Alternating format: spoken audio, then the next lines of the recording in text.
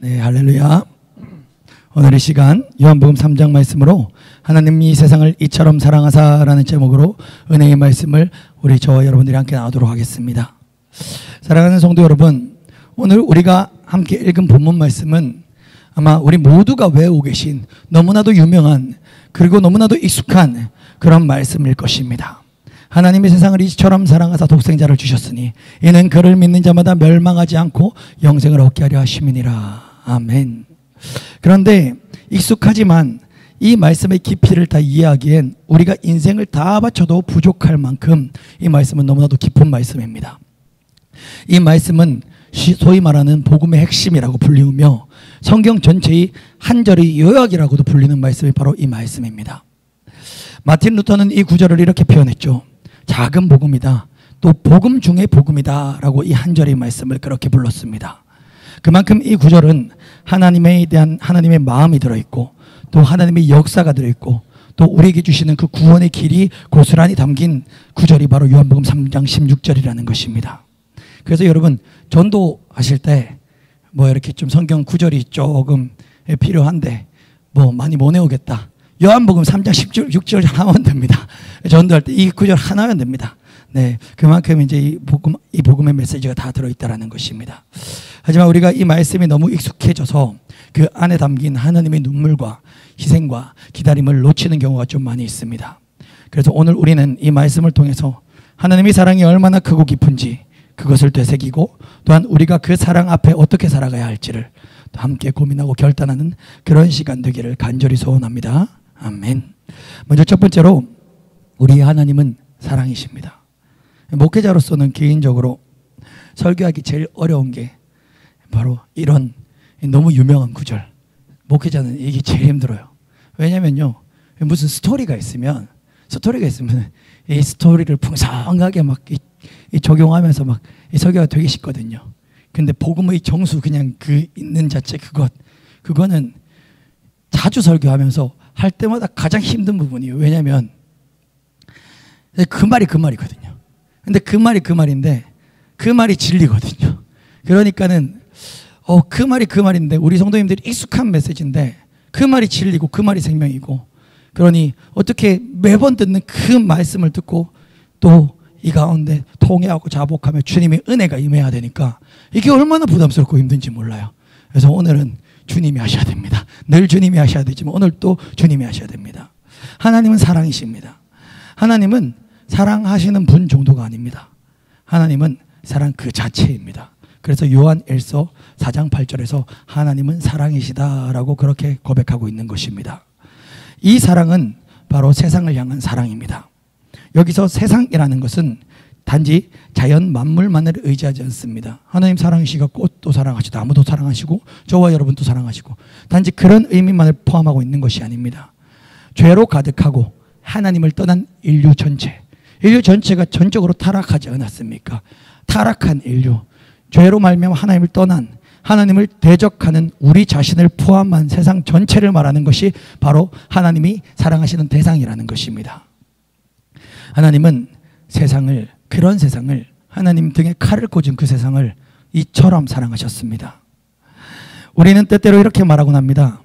하나님께서는 좋은 사람, 착한 사람만 사랑하시는 거 아니야? 아닙니다. 하나님은 우리가 아직 죄인 되었을 때 우리를 사랑하셨습니다. 그 사랑은 조건이 없는 사랑이고 자격이 없는 사랑이고 전적으로 은혜로 베푸시는 그런 사랑이라는 것입니다.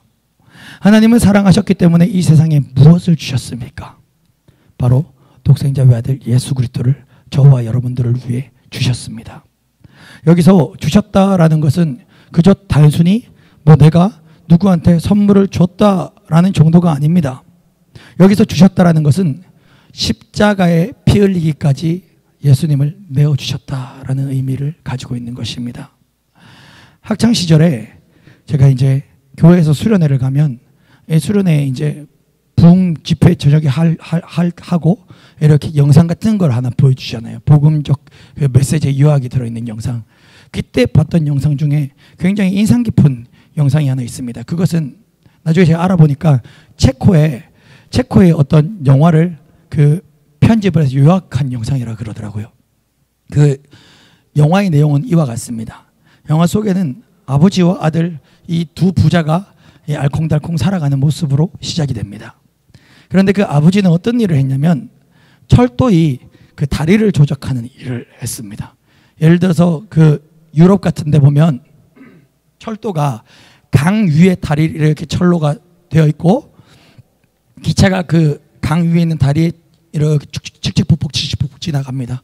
그런데 또 배가 지나가면 그 철도가 삥 하고 이렇게 들리는 거예요. 그리고 또 배가 지나가고 배가 지나가고 나면 다시 조작해주면 다리가 쫙 내려오면서 철도에 철길 내 기차가 지나가고 그런 곳에서 그 다리를 조작하는 일을 하는 아버지가 등장을 하던 것입니다.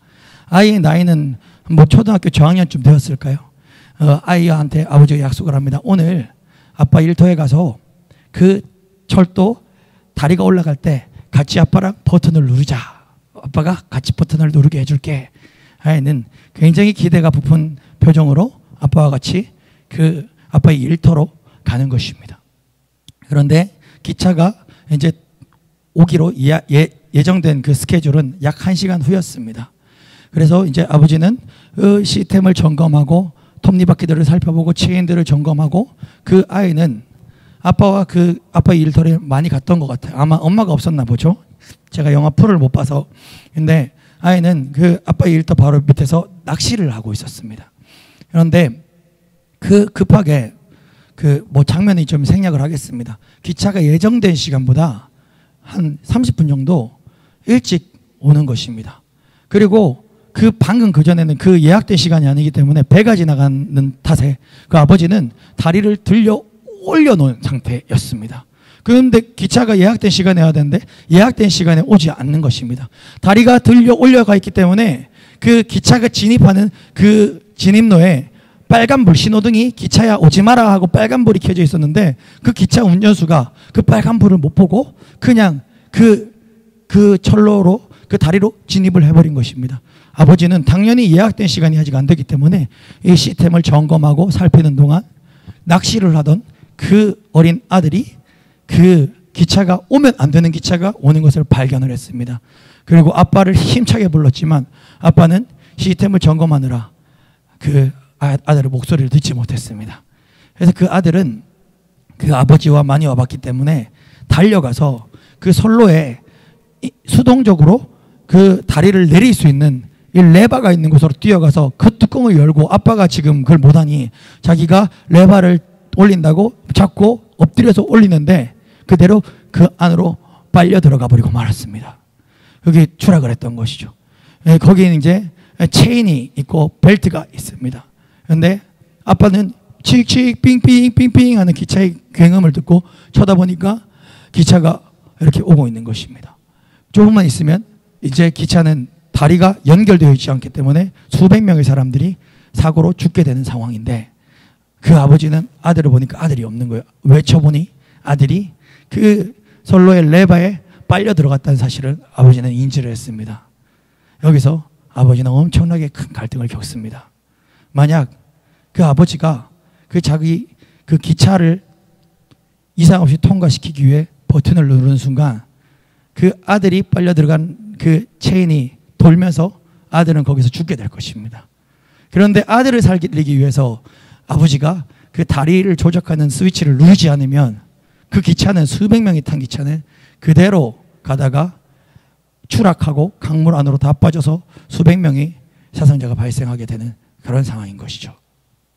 영화는 그 장면에서 아버지가 통곡을 하며 오열을 하면서 어쩔 수 없이 아들이 죽을 걸 알면서도 버튼을 레바를 누르고 다리가 제대로 딱 닫히면서 기차는 사고 없이 딱 통과하는 장면과 동시에 레바를 누른과 동시에 그 아버지는 오열하며 울며 아들을 향해 달려가는 모습으로 이렇게 화면을 비춥니다. 그러면서 아버지는 알죠. 아들이 죽었다는 것을.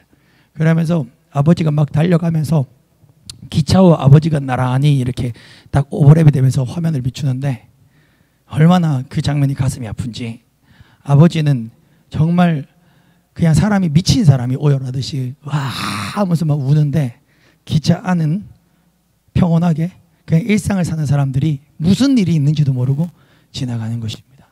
그 아들은 처참하게 죽었습니다. 그리고 영화의 장면들은 다시 다른 장면을 보여줍니다. 이제 어떤 장면을 보여주냐면 기차에 탑승하는 사람들 한 사람 한 사람의 일상을 비추기 시작하는 것입니다. 누군가는 사랑하는 연인과 데이트를 하면서 알콩달콩 그 기차에 타 있고, 누군가는 고향으로 돌아가기 위해서 그 기차에 타며 기대의 부푼 꿈으로 군인이 이렇게 정복을 입고 기차에 타 있고, 누군가는 친구들과 이렇게 희희낙낙 맛있는 것 먹으면서 놀면서 기차에 타 있고, 또 어떤 여인을 더 비추는데 그 여인은 마약 중독자였어요. 숟가락에 마약을 이렇게 올려서 라이터로 마약을 데워가지고 이거를 주사하려고 마약을 하려고 준비하는 그 여인을 비추고 각양각색의 일상을 비추는 것입니다. 그런데 그게 참으로 아이러니했던 게 그 아버지는 아들을 죽이기까지 그 기차 속에 있는 사람들을 살렸는데 그 기차 속에 있는 사람들은 자신들이 죽을 사람들이었다는 걸 알지 못한 채 일상을 살아가고 있는 모습을 비추는 것이에요. 그러면서 그 오열하는 아버지와 기차 속에 있는 한 여인이 눈이 마주치는데 그 여인은 마약을 하기 위해서 마약을 데피고 있는 그 여인이 창밖을 이렇게 보는데 어떤 남자가 오열하면서 울며 통곡하고 있는 장면을 딱 비추면서 영화가 이렇게 흘러가더라는 것이죠. 영화의 말미는 어떤 장면으로 일어나는가? 나중에 그 아버지가 한 3년 후가 지났습니다. 일상으로 돌아가 이제 아들을 잃은 아빠는 일상을 살아가고 있는데 어느 곳인지 모르겠어요. 역 앞인지 모르겠는데 그때 3년 전에 마약을 하던 그 여인이 갓난 아기를 안은 채로 이렇게 그 아들을 잃은 아버지와 마주쳐서 딱 지나가는 장면이 딱 나옵니다. 그 마약을 하던 여인은 그 아버지가 아들을 죽임으로 말미암아 구한 생명이지 않습니까? 그 생명을 마약하던 그 생명이 다시 돌이켜 결혼을 하고 아기를 낳고 아이와 함께 행복한 일상을 살아가는데 그 오열하던 그 아빠는 그 여인을 알아봤던 것 같아요. 그 여인하고 인사를 하고 이런 장면은 아니었지만 그 아빠는 그 여인이 아이를 안고 지나가는 모습을 딱 보고 그 사람이 딱 지나쳐 가고 나서 하늘을 향해 팔을 벌리고 웃는 장면. 우리 아들이 희생이 헛되지 않았구나. 죽어가던 영혼이 살았구나 하는 그런 장면으로 끝이 나는 그런 영화였다라는 것이죠. 제가 이 영화의 장면을 왜 말씀을 드리냐면 이 영화의 그 모든 스토리의 장면이 바로 요한복음 3장 16절 그 말씀을 가장 잘 요약해주는 장면이 아닌가 싶습니다. 하나님 아버지는 그 하나뿐인 아들 예수를 우리를 위하여 내어주셨습니다. 이처럼 사랑하신 것입니다. 하나님이 세상을 이처럼 사랑하사 이처럼 사랑하신 것입니다. 이처럼 참을 수 없는 고통을 견디시며 하나님은 우리를 살리셨습니다. 그런데 오늘 이 말씀을 우리가 16절은 잘 외우고 있지만 17절과 그 뒷장면을 보면 이렇게 사람들이 하나님에 대한 큰 오해를 하고 있다는 장면을 볼 수 있습니다. 17절에 이렇게 말씀하시죠. 하나님이 그 아들을 세상에 보내신 것은 세상을 심판하려 하심이 아니요 그로 말미암아 세상이 구원을 받게 하려 하심이라. 하나님이 예수님을 보낸 것은 이 세상을 구원하기 위해서였다라고 성경은 이야기하고 있습니다. 그런데 오늘날 많은 사람들은 하나님에 대해서 그 사랑에 대해서 크게 오해를 하고 있습니다. 많은 사람들이 이렇게 묻습니다. 하나님이 정말 사랑의 하나님이라면 왜 애초에 지옥을 만드셨습니까, 목사님? 이 질문 제가 많이 들었어요. 죄를 허용하지 않으셨다면, 애초에 죄를 만들지 않았다면, 지옥도 만들지 않았다면 애초에 예수님을 죽이시고 그렇게 우리를 구원하실 필요도 없지 않습니까? 예수님이 오신 게 결국 심판하시려고 오신 거 아닙니까? 이러한 질문들 많이 들었습니다. 여러분 혹시 이 중에서도 그러한 질문들 가져보신 분들 계시지 않습니까? 이 질문에는 하나님에 대한 심각한 오해가 담겨져 있습니다. 사랑하는 성도 여러분, 하나님은 우리 이 세상을 창조하실 때 정말 사랑하셔서 창조하셨습니다. 그래서 우리는 로봇처럼 프로그래밍 된 존재가 아니고 그 동물 강아지처럼 영혼이 없는 존재도 아니라는 것입니다.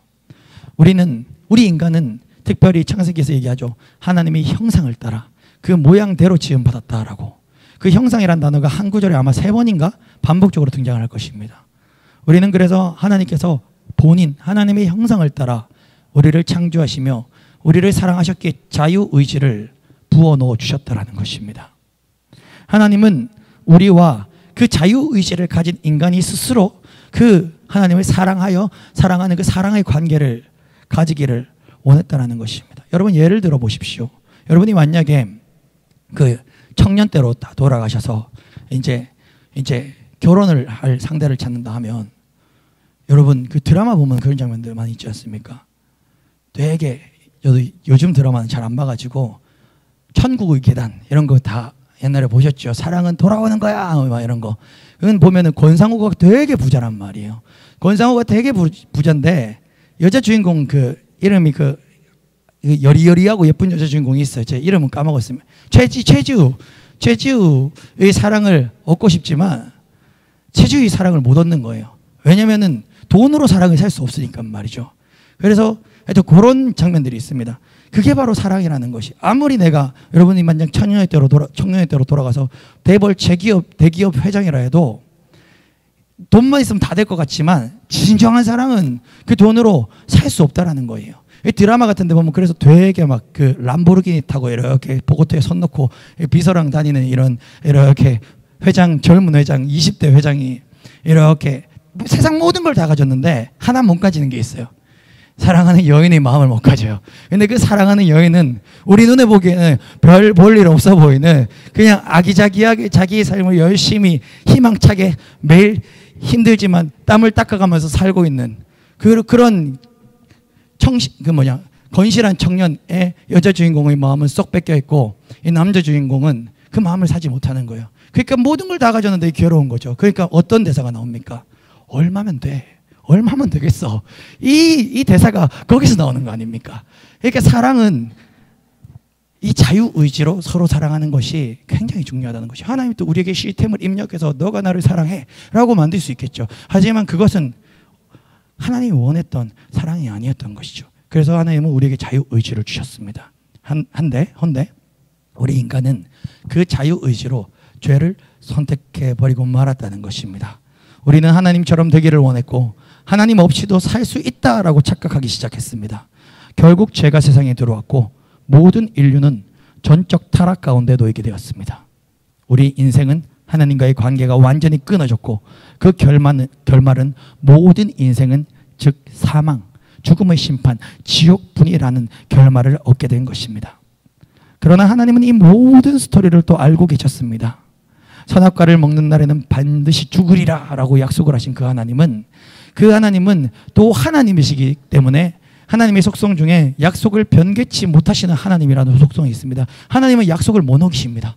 그렇기 때문에 하나님은 이미 너가 이 선악과를 먹는 날에는 반드시 죽으리라는 약속을 하셨기 때문에 우리 인간을 사랑하셔서 창조하셨고 자유의지까지 주셨는데 이 죄를 지은 인간은 사망에 이르게 되고 그것을 또 하나님은 취소할 수도 없는 이런 참 속상한 형편에 하나님이 놓이시게 된 것입니다. 그러니 하나님이 유일하게 선택할 수 있는 방법은 무엇입니까? 인간이 사망, 죄로 말미암아 죽어야 되는 인간을 구원할 수 있는 유일한 길, 그 죄를 대속해 주는 것. 그래서 하나님께서는 독생자 외아들 예수 그리스도를 이 땅에 보내셨습니다. 하나님은 그 예수 그리스도를 죽게 하심으로 하나님의 공의도 지키시고 하나님의 사랑도 이루신 것입니다.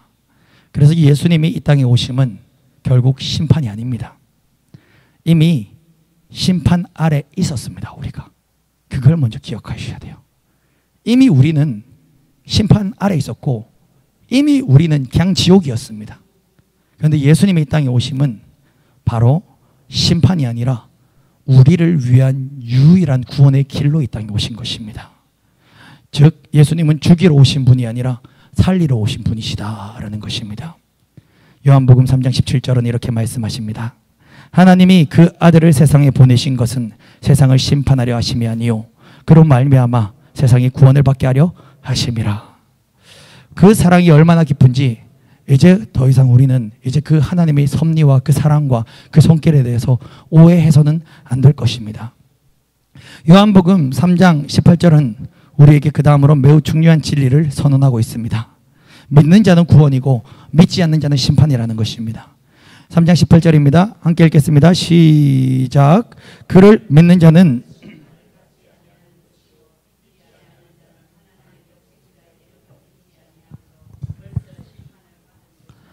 아멘. 3장 18절에서 매우 놀라운 선언을 우리는 접하게 됩니다. 심판은 여러분 이 땅에서 시간이 끝나고 죽으면 미래에 일어날 그런 일이 아니라 이 심판은 현재의 상태라는 것입니다.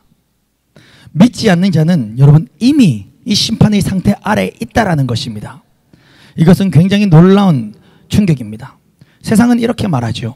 나는 아직 죽지 않았고 아직 심판받지 않았으니까 나는 기회가 있다. 그래서 많은 사람들이 이렇게 생각을 합니다. 그래도 내가 좀 살고 싶은 대로 살다가 죽기 전에 그때 예수를 믿는 게 제일 이득이다. 뭘 요즘 사람들 가성비를 그렇게 따지고 이득을 그렇게 따지는지, 그게 제일 이득이라는 것이에요. 그런데 성경은 그렇게 말하지 않았습니다. 지금 예수를 믿지 않는 그 상태가 이미 심판의 상태라고 성경은 이야기하고 있다는 것입니다. 그런데 우리는 그거를 오해하고 있어요. 나중에 죽으면 심판받는다. 그러니까 내가 최대한 마음껏 살다가 마지막 순간에 믿겠다. 바보 같은 소리예요. 그거를 더 구체적인 이제 예가 있다면 제가 감리교회에서 가장 존경하는 목사님이 박보영 목사님입니다. 박보영 목사님은 아시는 분들 아시겠지만 제가 설교를 잘 안 듣습니다.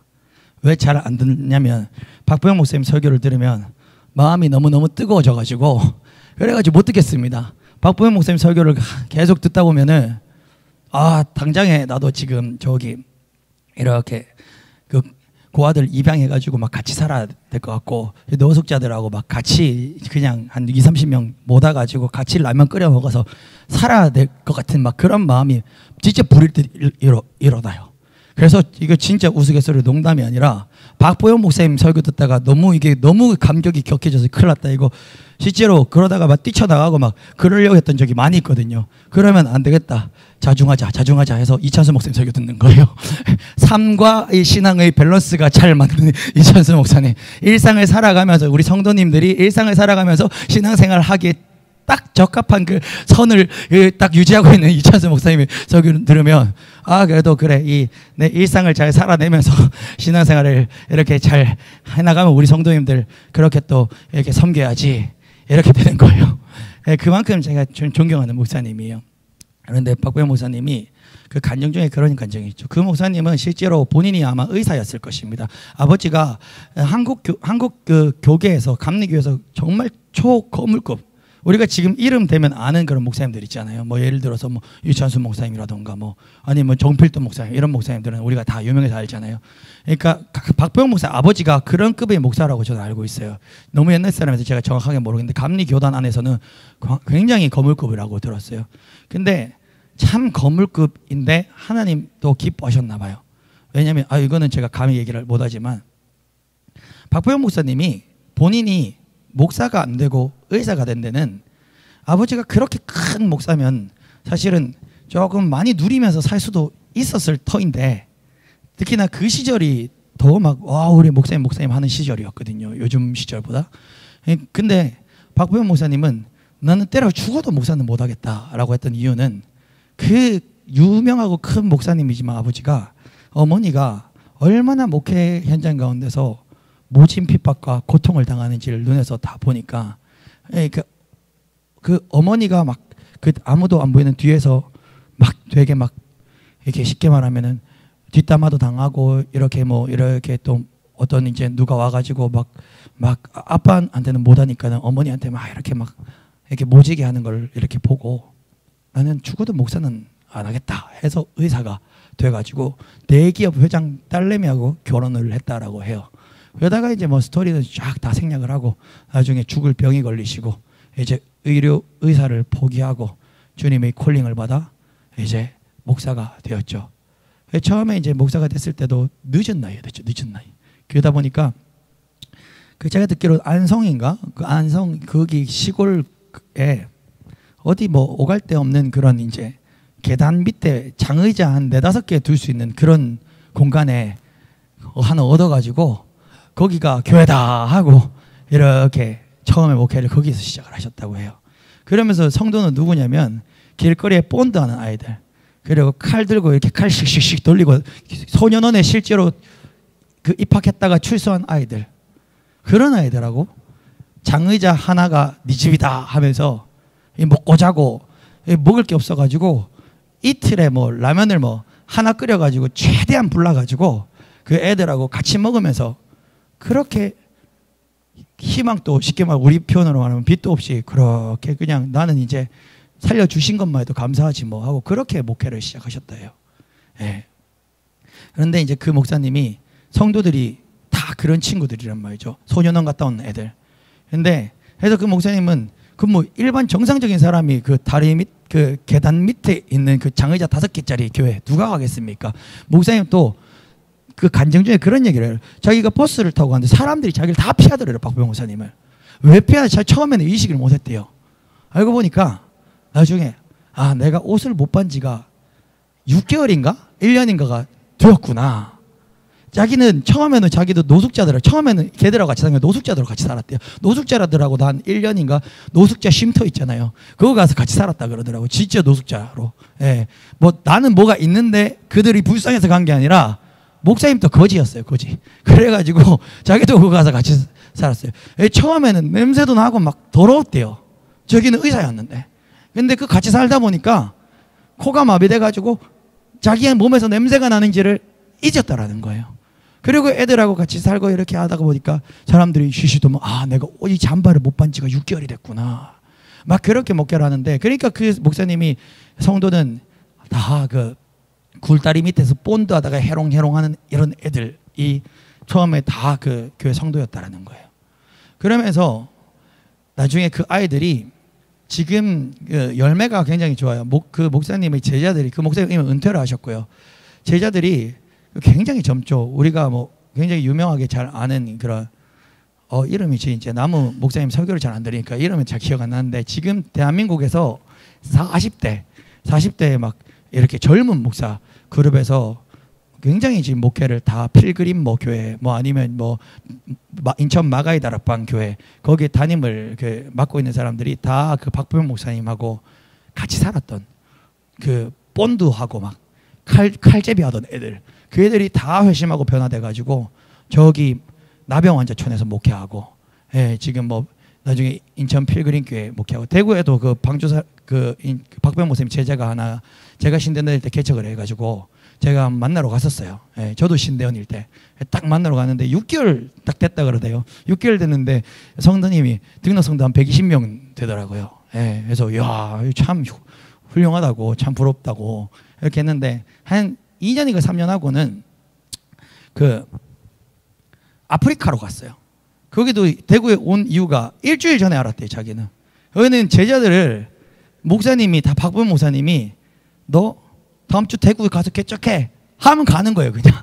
그래고 자기도 일주일 전에 제가 만나서 얘기를 했거든요. 나도 이 대구 상인동에 그때 개척했었는데 세계도 상인동에 오기 일주일 전에 목사님 명령하셔가지고 갑자기 왔다고 이렇게 애들하고 하더라고요. 그러다 한 2년 3년 정도 하면서 교회 부흥시켜 놓고 목사님이 또 너 아프리카 가 해가지고 아프리카로 가버렸어요. 예, 결혼도 못했는데 그 사람도. 예, 예. 근데 나중에 알고 보니까 우리 교회 간판이랑 여기 싱크대에 있는 그 해주신 그 비라카미 선교단체 그 중매 해주신 우리 권사님 있잖아요. 저희 오집사님하고 친한 권사님. 그 권사님이 이 박보영 목사님 제자 목사를 잘한다 하더라고요. 주일학교 선생님이었다 하더라고요. 엄마랑 다 친하다 그러더라고요. 그래서 저 또 깜짝 놀랐어요. 지금은 또 이제 아프리카 갔다가 몇 년 있다가 대전에서 또 목회하고 있는데 대전에서도 또 잘하고 있더라고요. 근데 박보영 목사님 그 아이들 그 지금 그렇게 성장한 그 아이 어릴 때 그 본드하고 오물투성인 다리 밑에서 노숙하던 아이들을 데리고 오면 이렇게 얘기한대요. 새 옷을 주고 목욕을 시키고 옛날 옷을 받아 놓는다는 거예요. 그 옛날 옷을 목사님이 지퍼백에 빨지 않고 밀봉을 시켜서 보관을 하고 있는 것이요. 그리고 이제 그 아이들이 목사님하고 같이 살면서 이제 그 막 초등학교, 막 중학교 이런 막 본드하고 이런 애들이 소년원 갔다 온 애들이 같이 살면서 하루 삼시세끼를 같이 살면서 이제 뭐 초등학생도 막 새벽 기도부터 일어나가지고 막 이렇게 같이 신앙생활 하는 거예요. 근데 신앙이 그렇잖아요. 예수님을 영접한다고 해서 옛날로 안 돌아갑니까? 목사님 또 그 아이들이 출소한 아이들이 회심을 했는데 또다시 나가서 도둑질하고 또다시 나가서 막 이렇게 남의 집에 이렇게 행패를 부리는 그것 때문에 다른 집 가서 굽신굽신 사과하고 목사님이 그렇게 빌고 이게 직업이었다 그러더라고요. 근데 그 아이들이 이렇게 주의길을 잘 가다가 한 번씩 참다가 한 1년씩 참다가 이 옛날 그 습성, 육신의 습성이 나타나서 나가가지고 꽐라가 되고 막 이렇게 확 술 취해가지고 막 일탈을 하고 오면 목사님이 나중에 참으시다가 옛날 그 지퍼백에 넣은 옷을 꺼내가지고 이렇게 보여준대요. 그리고 그 아이한테 준다는 거예요. 그리고 묻는다는 겁니다. 너 이 옛날 옷 다시 입을 거니? 그러면 그 아이는 그 누구도 그 옛날 그 더러웠던 그 옷을 다시 입는다는 아이가 없다라는 설교를 하시는 내용을 들었습니다. 제가 이 얘기를 왜 하나? 여러분, 많은 사람들이 그렇게 얘기하죠. 나는 아직 죽지 않았고 나는 아직 심판받지 않았으니 기회가 있다고. 나는 죽기 전에 회심하고 그때 천국 가면 되지 않냐고. 근데 성경은 얘기하죠. 지금이 심판받고 있는 상태라고. 근데 왜요? 그 아이도 목욕을 하고 새 옷을 입고 나니 옛날 옷이 더럽다고 못 입겠다 하잖아요. 근데 옛날이 그 오물투성이의 굴다리 밑에 서 있는 그 더러운 옷을 입고 있을 때는 더러운지 몰라요. 씻고 나면 그게 더러운 줄 아는데 씻기 전엔 그게 더러운지 몰라요. 제가 그 얘기를 하고 싶었던 것입니다. 그리고 우리 모든 인생은 애초에 구원 밖에 있었던 상태였던 것입니다. 구원이 없었던 상태. 그런데 예수님이 이 땅에 오셔서 우리에게 구원을 제안하신 것입니다. 누가복음 16장에서도 이런 비유가 있습니다. 거지 나사로와 부자의 비유입니다.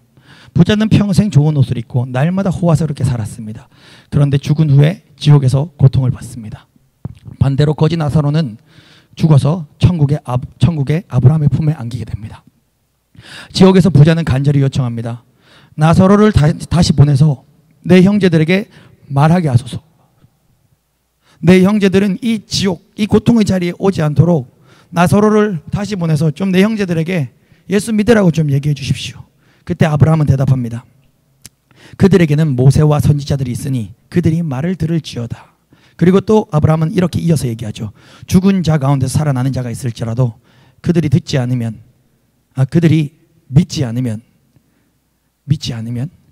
그들은 안 된다라고 이렇게 얘기를 하는 것이죠.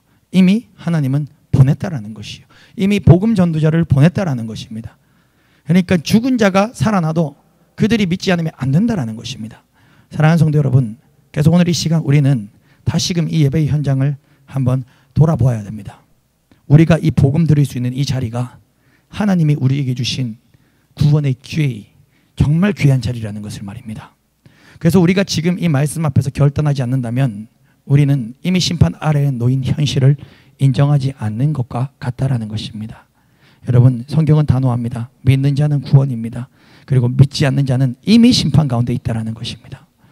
요한복음 3장 19절에서 21절은 이제 마지막에 이르러 왜 세상은 그런데 그렇게 복음을 미워하는가? 왜 이 땅에 오신 예수를 세상은 받아들이지 않는가에 대해서 질문을 하고 답을 주고 있습니다. 요한복음 3장 19절이죠. 제가 읽습니다. 그 정죄는 이것이니 곧 빛이 세상에 왔으되 사람들이 자기 행위가 악함으로 빛보다 어둠을 더 사랑하는 것이니라. 여러분, 사람들은 왜 어둠을 더 사랑한다고 말합니까? 빛이 그들의 죄를 드러내기 때문입니다. 복음은 진리를 선포합니다. 그리고 그 진리는, 복음의 진리는 죄를 고발합니다. 그래서 사람들은 복음을 미워합니다. 자신의 어두움을 지적받는 것이 괴로운 것입니다. 여러분, 아주 쉬운 예로 제가 이 말씀을 이렇게 적용할 수 있겠습니다. 학교에서 숙제를 안 해온 학생이 우리 선생님이 숙제를 검사하겠다라고 하면은 그 마음이 어떨까요? 막 불안하고 오늘은 숙제 검사 안 하고 넘어갔으면 좋겠다라는 마음이 가득한 것입니다. 그런데 꼭 그렇죠. 급한에 숙제를 해온 애들이 있죠. 그러면 그 애는 뭐라 그럽니까? 선생님, 오늘 숙제 검사 안 해요? 이렇게. 제가 제일 싫어하는 애들입니다. 제가 맨날 숙제를 안 해가지고 제일 싫어하는 애들. 근데 오늘 비유에서는 반대로 해석을 하셔야 돼요.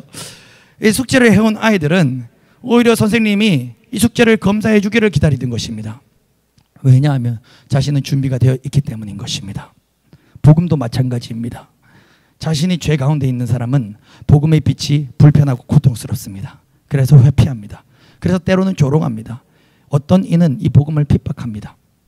하지만 진리를 따르는 자는 빛으로 나옵니다. 그는 하나님 안에서 행하는 삶을 기뻐하고 빛 가운데 사는 것을 영광으로 여기는 것입니다. 그런데 더 무서운 사실은 이 땅에서 빛을 거부하고 살아가는 사람은 아까 얘기했듯이 이미 지옥 그 자체를 살아가고 있다는 것입니다. 이 땅에서도 하나님이 없는 삶은 결국 의미 없음, 허무, 두려움으로 가득합니다. 아무리 돈을 많이 벌어도, 아무리 명예를 얻어도, 사람들로부터 아무리 큰 칭찬을 받아도 하나님 없는 영혼은 깊은 어둠 속에 갇혀 있는 것입니다.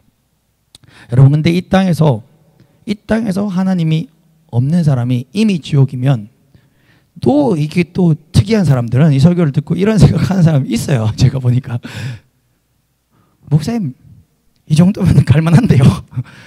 이 땅에서 이미 심판받았고 이 땅에서 사는 정도가 지옥이면 그 정도면 뭐 목사님 해볼만 한데요. 이런 이 꼬인 사람들이 있더란 말이죠. 그런데 죽은 후에 가는 지옥은 또 다릅니다. 왜 다른지 제가 신학적으로 설명을 잠깐 아주 짧게 드리겠습니다. 딱 들으면 어렵지 않아요. 이 땅에서는요, 신자나 불신자나 할 것 없이 다 하나님이 주시는, 성경에서는 신학적인 용어가 있어요. 특별 계시와 일반 계시라는 말이 있어요. 근데 이걸 조금 변형, 특별 은혜와 일반 은혜라고 표현하면 좋겠어요. 여기서 이 세상에서는요, 신자나 불신자나 하나님이 일반적으로 은혜를 주시는 영역들이 있어요. 공기는 예수 믿거나 안 믿거나 똑같이 주세요. 저 꽃과 나무도 다 똑같이 주시고요. 저 하늘엔 그 모든 자연 만물은 불신자나 신자나 하나님이 일반적인 은혜로 다 똑같이 누리게 해주신다라고요. 그러니까 이게 무슨 얘기인지 하시는지 알겠죠?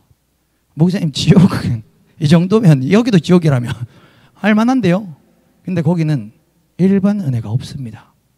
지옥은 공기도 허락되지 않고, 지옥은 꽃도 산들 바람도 아름다운 자연 만물도 허락되지 않습니다. 근데 지옥에 허락되는 게 있어요. 이 일반 은혜로 우리에게 따끈따끈한 그 국을 데워 먹을 수 있는 그 뜨거운 불이 지옥에서 허락될 거란 말입니다. 타도 타지 않는 그 뜨거운 불이 허락된다는. 그러니까 이 신학적으로 봐도 지옥은 지금 하나님이 없는 그곳 자체가 지옥인데, 죽어가는 지옥은 일반 은혜조차도 다 상실된, 그리고 하나님은 계시지 않는 그곳이 바로 지옥이라는 것입니다. 그곳은 희망도 없습니다. 기쁨도 없습니다. 빛도 없습니다. 공기도 없습니다. 하나님의 존재 자체가 거두어진 곳, 그곳이 바로 지옥이라는 것입니다. 그러므로 사랑하는 성도 여러분, 오늘 이 시간 이 자리에 주님 앞에 예배하러 나온 우리 모든 주의 성도님들은 예수 다 믿으시잖아요. 그러니 저는 이 말씀의 결론부를 이렇게 맺고 싶습니다. 우리는 우리 사랑하는 이들을 구원하기 위해 이 천국을 전해야만 하는 것입니다. 우리가 소유한 이 천국을 전하기 위해 그 모든 은혜가 거두어지고 하나님이 계시지 않는 그 지옥이 얼마나 두려운지 아니까, 우리는, 세상 사람들은 몰라요. 우리는 아니까 우리는 이것을 전해야 되는 것입니다. 말씀을 맺도록 하겠습니다. 사랑하는 성도 여러분, 오늘 우리가 가장 잘 아는 말씀, 그러나 가장 깊이 묵상해야 할 말씀을 함께 나누었습니다. 하나님이 세상을 이처럼 사랑하사 독생자를 주셨으니 이는 그를 믿는 자마다 멸망하지 않고 영생을 얻게 하려 하심이라. 이 사랑은 추상적인 감정이 아니었습니다. 이 사랑은 희생을 동반한 하나님의 선택이었습니다. 그리고 이 사랑은 한 아버지가 독생자 외아들을 내어주는 통곡의 사랑이었습니다. 그리고 그 사랑의 대상이 바로 오늘 이 시간 저와 여러분들이라는 것입니다. 오늘 우리는 이 사랑 앞에서 어떻게 반응해야 되겠습니까? 그 사랑을 단지 좋은 감정으로 기억하는 것으로는 우리에게 부족합니다. 오늘 이 시간 하나님의 사랑이 저와 여러분들의 마음을 두드리고 있습니다. 저는 오늘 이 말씀을 전함에 있어서 큰 부담이 있었습니다. 왜냐하면 너무나도 단순한 메시지이기 때문에, 너무나도 명확한 메시지이기 때문에 저희 실력 없음이 여실히 드러날 수 있는 본문이 바로 이러한 본문이기 때문이죠. 그럼 오늘 이 시간 또 간청하고 바랐고 원하는 것은 복음의 핵심은 바로 오늘 이 메시지입니다. 그리고 오늘 이 시간 저와 여러분들이 상황과 환경이 다 다릅니다. 제가 또 오늘 이 메시지를 전함에 있어서 또 전도적인 설교의 방향으로 더욱더 갖고 온 것은 요속제거제 아저씨가 에게 오기를 또 기대하는 마음으로 메시지를 들고 나왔는데, 계속 기도해야 될 것이고요. 그래서 이제 전도적인 메시지를 많이 들고 나왔지만, 이 메시지를 우리 기존 신자인 우리 성도님들 앞에서 나눌 때 어떤 마음이 제 마음에 가득했냐면, 어떻게 해석할 수도 어떻게 표현할 수도 없지만 그냥 하나님의 사랑을 많이 느끼는 시간이었으면 좋겠다. 하나님의 사랑이 이 기도 시간 가운데 가득한 시간이었으면 좋겠다. 우리가 너무 잘 아는 메시지고 말씀이지만, 다 암기하고 있는 그런 말씀이지만, 그 사랑이 이 금요 기도의 시간에 한 사람 한 사람이 깊이 느껴졌으면 좋겠다. 그것이 저희 소원이었습니다. 사랑하는 성도 여러분, 상황이 다 다릅니다. 혹시 지금까지 복음을 많이 들었지만 아직까지 한 번도 진심으로 예수님 앞에 나오지 못한 사람이 있다면, 여러분 오늘 바로 그날입니다. 하나님은 당신을 부르고 계십니다. 얘야, 나는 너를 이처럼 사랑했단다.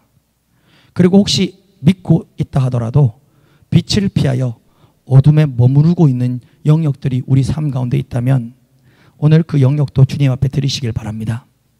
회개와 헌신은 단회적인 사건이 아니라 그리스도인의 매일 일어나야 하는 선택이라는 것입니다. 하나님은 우리가 빛 가운데 살기를 원하십니다. 왜냐하면 그 빛 속에만 진정한 생명과 자유가 있기 때문입니다. 그리고 오늘 이 시간 마지막 한 가지만 더 나누고 싶습니다. 여러분들이 이미 하나님의 사랑을 알았다면, 예수님의 사랑을 깨달았다면 그 사랑을 다른 사람에게도 전해주시기 바랍니다. 지금도 수많은 영혼들이 심판 아래에 놓인 채 그렇게 무감각하게 살아가고 있습니다. 여러분들이 말 한마디가, 여러분들이 한 번의 기도가, 또 여러분들이 한 번의 초대가 죽어가는 영혼을 영원히 바꿀 수도 있다는 것입니다. 하나님이 세상을 이처럼 사랑하사 독생자를 주셨으니 이는 그를 믿는 자마다 멸망하지 않고 영생을 얻게 하려 하심이라. 아멘. 이 문장은 하나님의 이야기일 뿐만이 아니라 이제는 우리를 통한 세상을 향한 우리의 선포가 되어야 되겠습니다. 기도하시겠습니다.